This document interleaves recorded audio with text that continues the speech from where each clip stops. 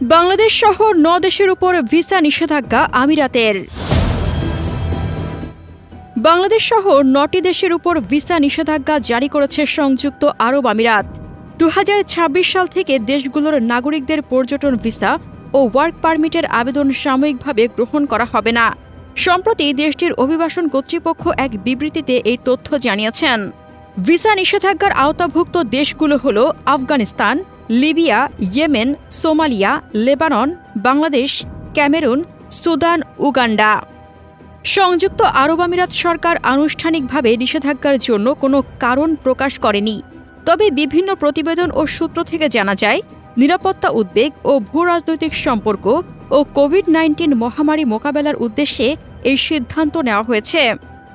এই নিষেধাজ্ঞার ফলে দেশগুলোর নাগরিকরা সাময়িকভাবে সংযুক্ত আরব আমিরাতে পর্যটন বা কাজের উদ্দেশ্যে প্রবেশ করতে পারবে না। তবে বিজ্ঞপ্তিতে নিষেধাজ্ঞাটিকে অস্থায়ীভাবে উল্লেখ করা হয়েছে।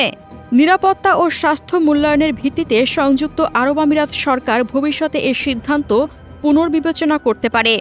নিষেধাজ্ঞা প্রত্যাহারের পর দেশগুলোর ভ্রমণকারীরা পুনরায় সংযুক্ত আরব আমিরাতের পর্যটন ভিসা ও ওয়ার্ক পারমিটের জন্য আবেদন করতে পারবেন।